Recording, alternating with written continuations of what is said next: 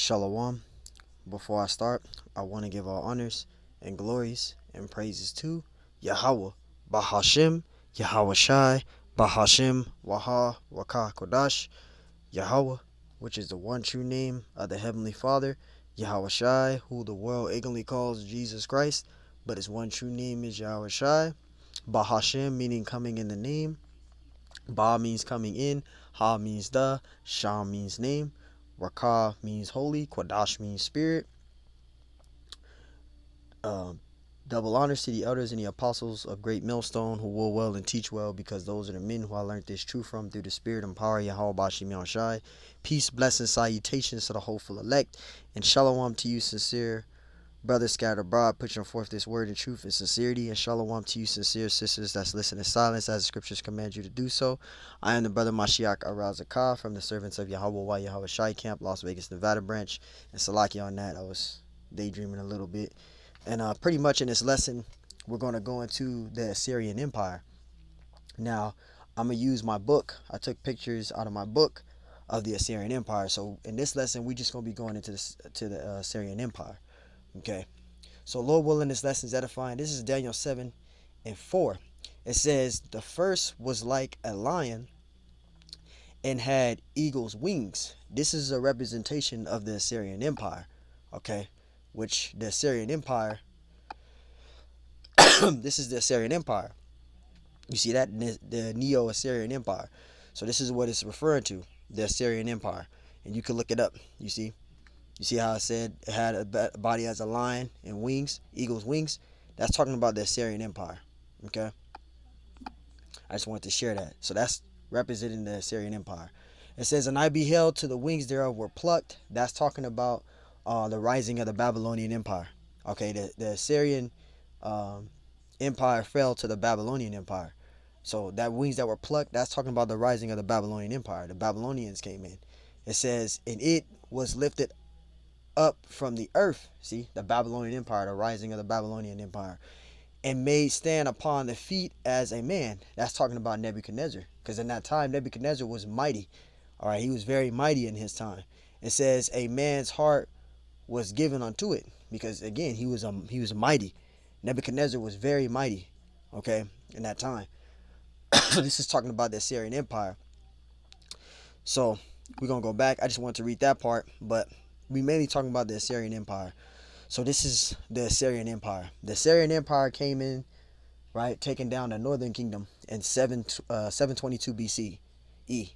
Okay, which BCE means before Common Era. Okay, that's what BCE means. So as you can see up here, it says Israel dragged into exile. So let's read it right here. It says the prophet Amos, I'm reading at the bottom, the prophet Amos and Hosea had predicted that Israel would be destroyed. It says the people had betrayed their faith, worshiping false gods and oppressing the poor of the land. It said they did not trust in Yahweh Bashim Yashai, but instead relied on foreign allies. It says Hosea had warned Israel, flutter about like a silly dove. It says first her people call on Egypt for help, and then they run to Assyria. It says, but I will spread out a net and catch them like birds. It says the net fell in 722 BCE. See, so the Assyrian Empire came in there in 722 BCE. All right. It says the Assyrian records claim that 27,290 Israelites were taken into captivity. This is talking about the northern kingdom. All right, because the southern kingdom was still there. It says they were deported to the region of the river of Habar and to Media, as you can see up here on the map. You see that? This is where the northern kingdom was taken to, Assyria and Media, right? And it says for those who were taken to Media, it says this meant a journey of over 800 miles on foot. Israel, talking about the northern kingdom, became a province of the Assyrian Empire. The land was filled with foreign exiles. It says forcibly removed from Babylon and Syria. Now, I'm going to read on the next page of this. Salakia. I'm going to read on the next page of this. All right. And it says, I read from right here. And it says, I read from right here near the bottom where it says Salmonizer 5. It says Telgoth Palzer was succeeded by his son Salmonizer the fifth. It says 727 to 722 BC, when Hosea, king of Israel, who had been placed on the throne by Telgoth Palzer, right, refused to pay the required tribute. Salmonizer attacked Syria, the capital of Israel. You see that? It says, after a long siege, Israel fell to Assyria. See, so the northern kingdom fell to Assyria in 722 BCE, BC, right? It says perhaps to Sargon II. It said 27,000 inhabitants up here at the top, inhabitants deported to Syria territories. It says this event marked the end of the northern kingdom of Israel. See, so the northern kingdom fell first, so the southern kingdom was left. It says most of the deported Israelites never returned to their homeland. You see that? So this is why we say again, when we go back, when you go into the time of Yahushai, and it talks about the Romans there, it talks about the Jews, that's talking about the southern kingdom, because the southern kingdom went through the Babylonian Empire, the Medo-Persian Empire, the Greek Empire, and the Roman Empire. That's all southern kingdom. That's all southern kingdom that was in those servitudes. Now you had little bits and remnants of the northern kingdom there as well, but majority, that was the southern kingdom there, because the northern kingdom, they went to a land where no man dwelt. After they went into the captivity to the Assyrians, they revolted against the Assyrians, and they went to a land where no man dwelt, which that goes to 2nd Esdras, the 13th chapter. All right. So it says they never returned to their homeland. That's talking about the northern kingdom. Israel's sister, which is the southern kingdom of Judah, also felt the power of the Assyrian Empire. See, the Assyrians tried to take down the southern kingdom, but they were unable to do that, because the Lord, he sent an angel down there to protect them. And we're going to read that right here. It says in 701 BC, right? It says Sennacherib, king of Assyria, from 705 to 681 BC, planned an attack on Jerusalem, which Jerusalem is his capital, which is the southern kingdom. Okay? It says, however, the Assyrian army was struck by a plague. So they tried to go take down the southern kingdom, but they were struck by a plague, right? It says struck by a plague, it says, which the Bible referred to as the angel of the Lord. So the Lord was protecting them. That's in 2 Kings 19:35. It says Sennacherib was forced to retreat from his invasion. See that? Because he tried to invade the southern kingdom too. But he wasn't able to do it. It says retreat from his invasion when I think it's 185,000 Assyrian soldiers died. It says, thus, Jerusalem was saved from Assyrian oppression by divine intervention. So the Lord prevented that from happening. Okay? The Lord prevented that from happening. So let's read some scriptures. We read about the Assyrian Empire, right? Now let's go to 2 Kings, the 17th chapter. So now we understand, we read the secular history, right? The Assyrian Empire came in and took down the northern kingdom of Israel, right, in 722 BCE. Which BCE means before common era. Okay, that's what BCE means, right? Or BC, before Christ, or BCE means before common era, but BC means before Christ. So one of those two, Salakia, elders brothers, correct me. But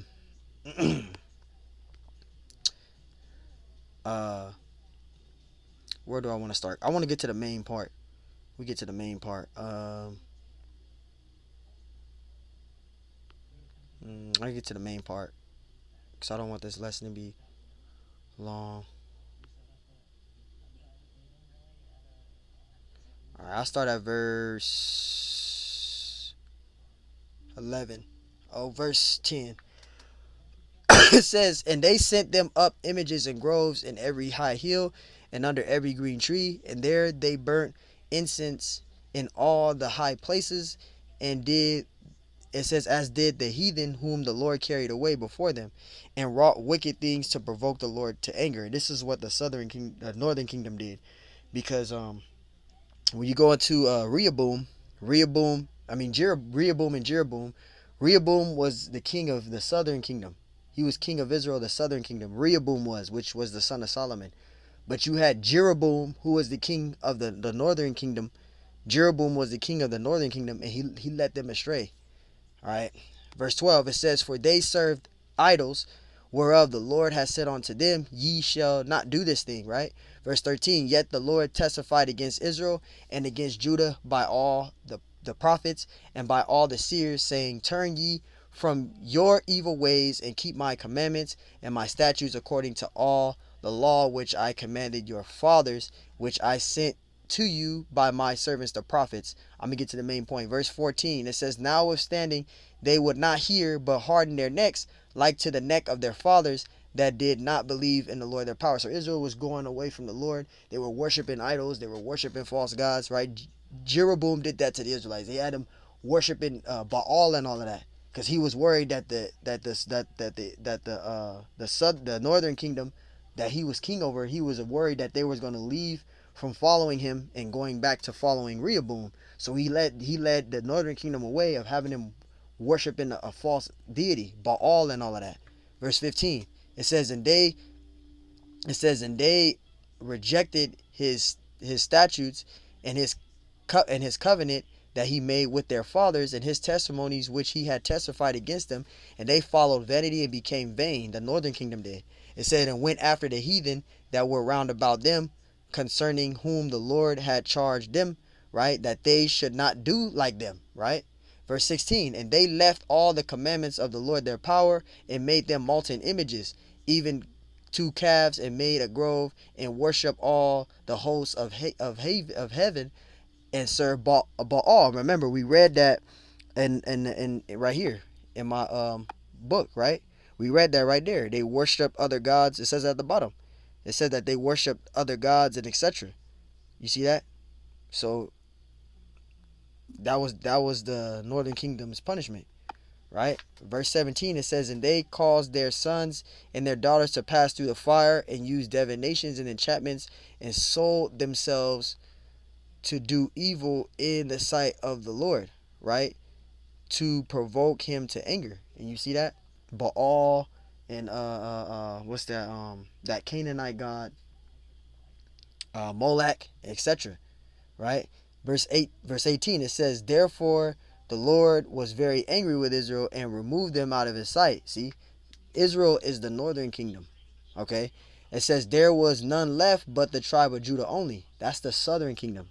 Right? And it says, verse 19, "Also Judah kept not the commandments of the Lord their power, but walked in the statutes of Israel which they made." You see that? Because Israel wound up falling.